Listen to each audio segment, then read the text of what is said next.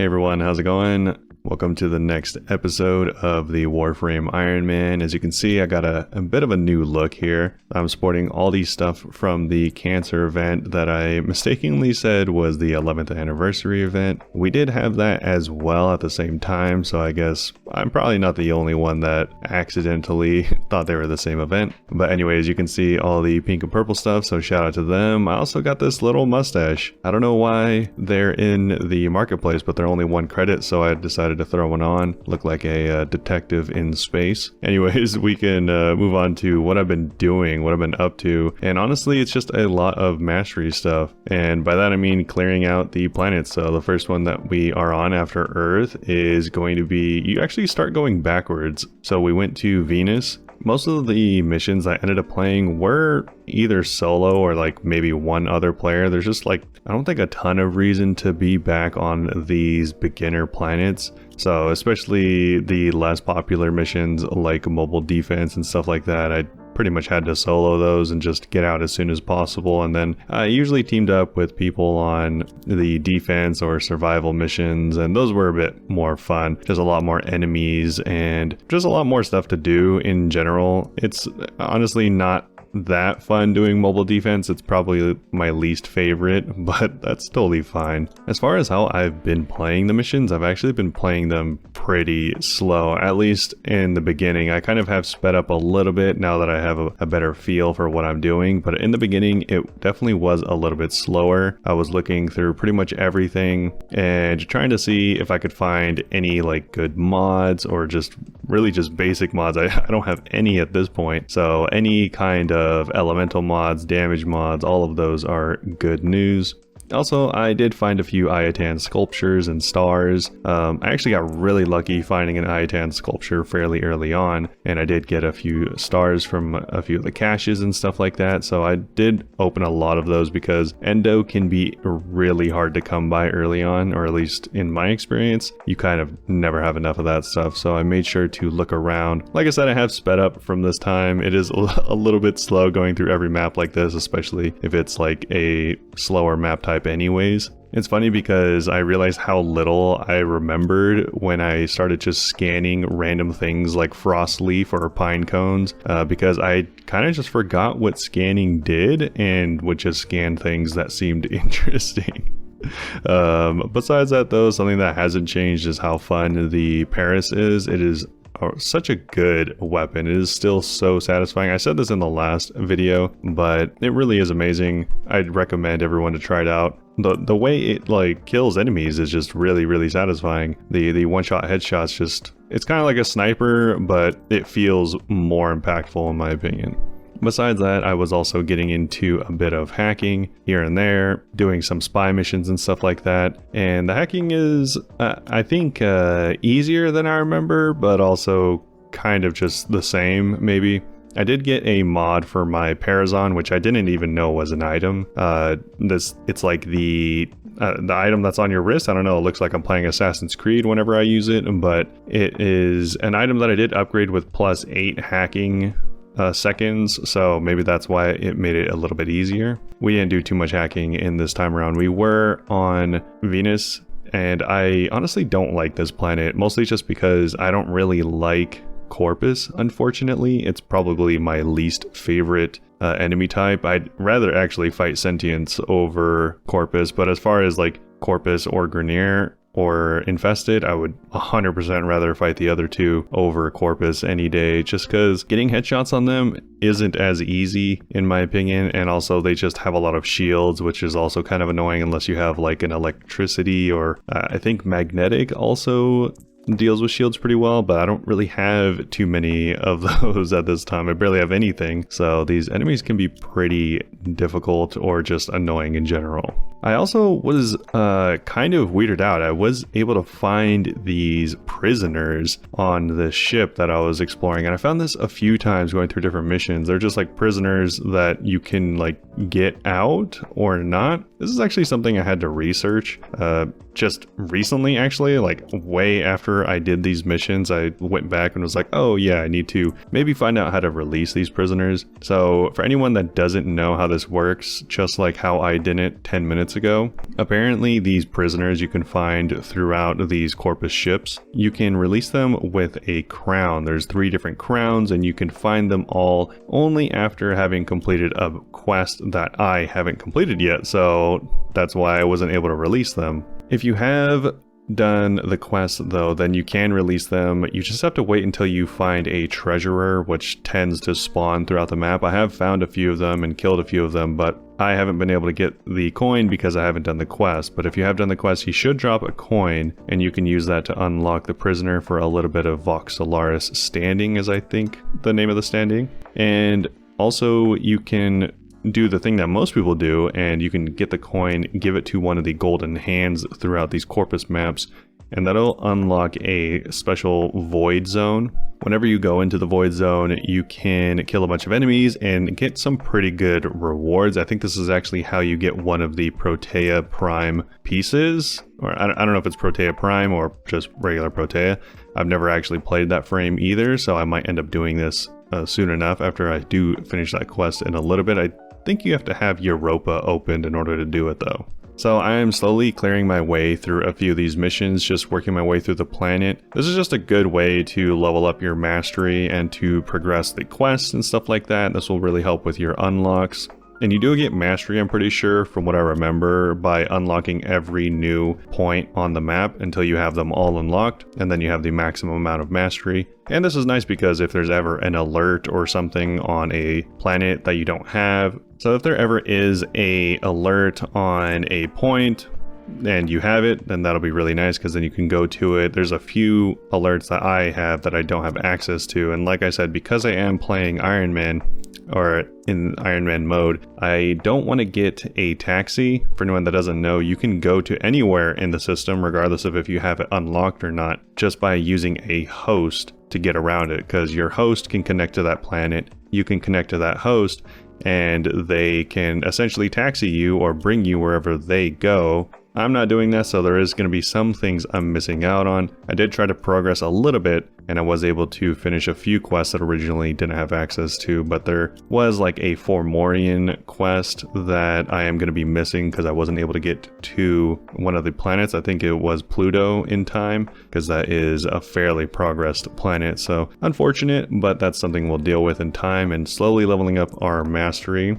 I think we are Mastery 2 in this video, but we have the Mastery quest on cooldown. You can only level up your Mastery ranking once every 24 hours. So we are waiting for that one in this video. While we wait for that one, we are researching some items as we find them or as we need new ones. We're just slowly researching them or putting, I don't know why I call it researching, but we're just making them in the foundry. I guess it's kind of one and the same. I'm also upgrading mods whenever I find them useful. I'm not really going for one in particular, kind of just if I feel like extra attack speed would be good or extra cold damage would be good, then I'm leveling those up. But like I said early on, I don't really have too many credits or too much endo, so hopefully we get more soon. For now, we're just doing the bare minimum until we end up like running into a wall as far as damage goes, which definitely does end up happening. And so we'll slowly upgrade some of the mods. And I think I said in the last video that I did end up upgrading my Serration to max with the legendary core. I didn't do it right away, so I don't have it in this first video with me going through Venus, but I think I do get it shortly after this. Something that was really fun, probably one of my favorite parts of Warframe, is actually unlocking relics or doing relic missions. For anyone that doesn't know how these work, you can get relics from a large variety of things in the game. Usually defense missions, extraction missions, those survivals, like all of the longer endless mission types can reward you with relics, whether it be like a Neo relic, I think it's a Meso relic.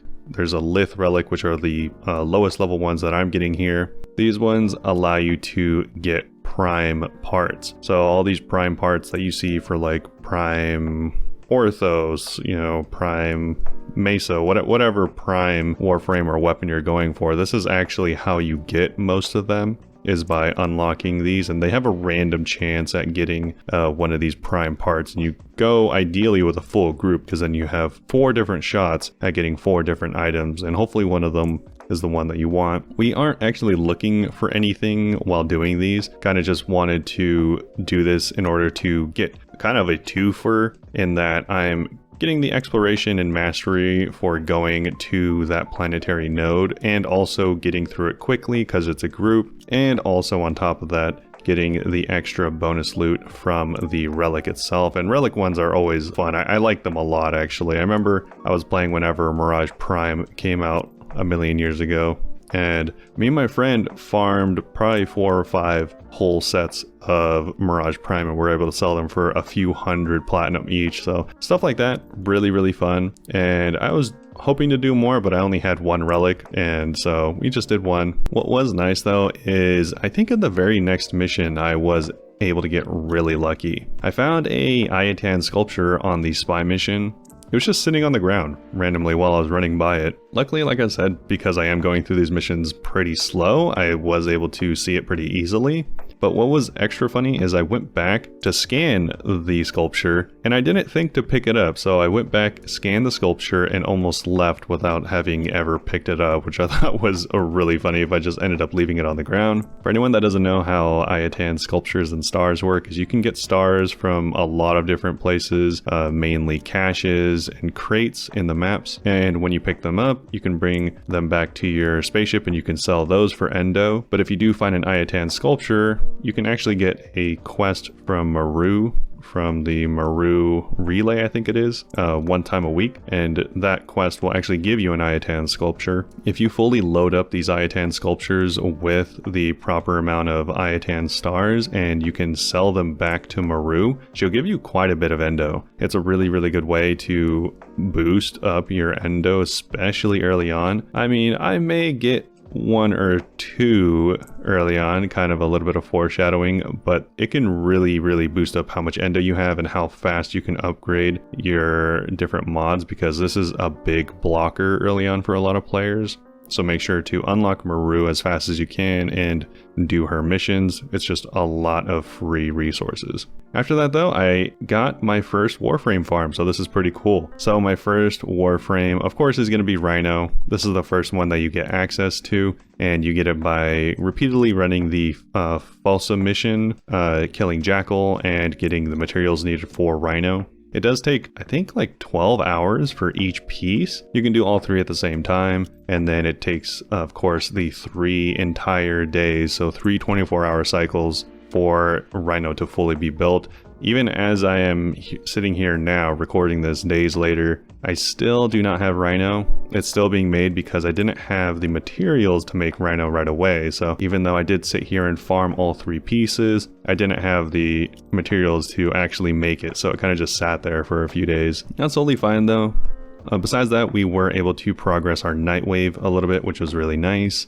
We actually went through and looked at all of the Nightwave stuff and slowly completed that while we were doing all the missions in the game, like just while we were exploring and stuff like that. Most of them are pretty easy and just stuff that you can easily like complete without really thinking about it. And I was able to unlock the very first level of standing. You need 10,000 to unlock it, and it was really nice. It gave you 150 credits, which was enough for 3 weapons, but I don't really think it's worth it to get 3 weapons for all of that. So I got, I think, 1 weapon as well as the entire research for Vauban. I can't make him yet. Even now, days later, I still can't make him. I don't have the materials for it, but I'm getting pretty close. So whenever I hopefully am working through leveling up Rhino soon enough, I'll have Vauban unlocked and be able to do him right after. And maybe I'll have a few more Warframes by then, you know, if we have our fingers crossed.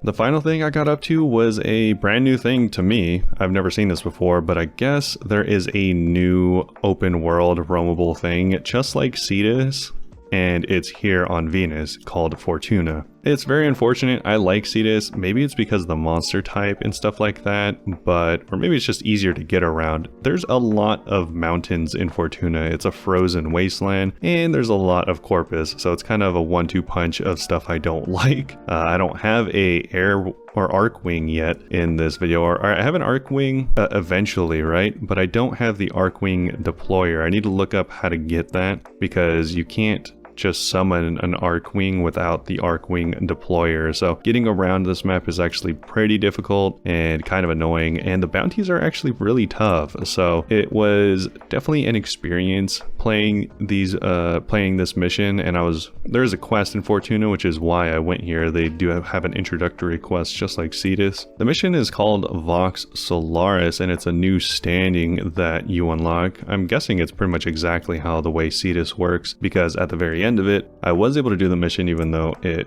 took a little bit of time, kind of like the Cetus one, very similar. It was a little bit more difficult in my opinion, but I did get Garuda unlocked, which I think is one of the better frames from what I've heard. It seems to have some pretty cool like claw, maybe bleeding, slashing mechanics, which I'm always down for.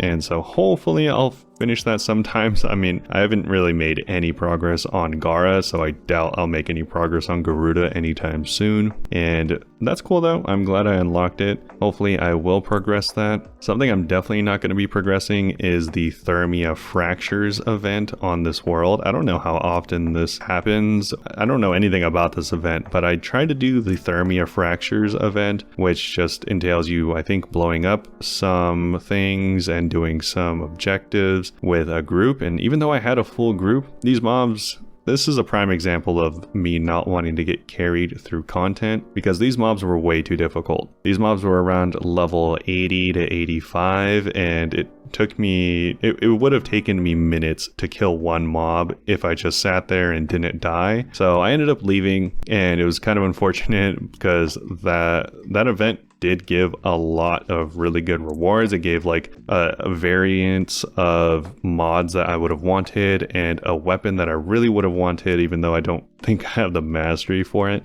But it was just too difficult. I didn't want this type of content to be like, I could have kept rejoining the mission eventually until someone was able to carry me through it. I'm pretty sure that's something that happens all the time, and maybe something I would have done in the past, but it just didn't feel right. I was doing literally nothing to these mobs, and even now, the days later that I've progressed, I still would probably do nothing to these mobs. They're pretty high level, but I ended up leaving that, and it's okay. I mean, I'm sure these items will come back around eventually. It doesn't seem like Digital Extreme does super time-gated exclusive stuff anymore, so hopefully these will come back around. I don't know how often this event is here, but either way, it's fine. What was nice though is after I was getting towards the end of Venus, I was able to upgrade quite a bit more mods and kind of flesh out a few of my weapons as they got towards level 30. It was kind of difficult modding weapons and stuff right now. It was difficult in that all of my mods aren't very good and aren't very leveled, so it kind of felt useless.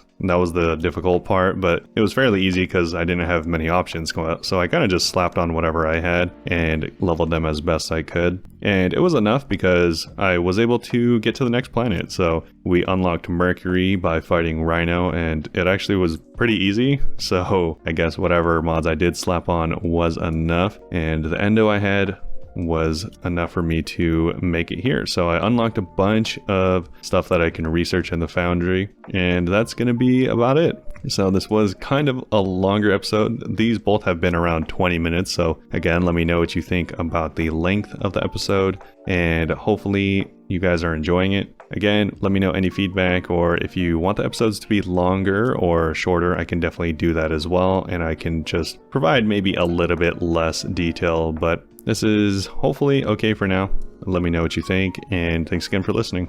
We'll see you all next time.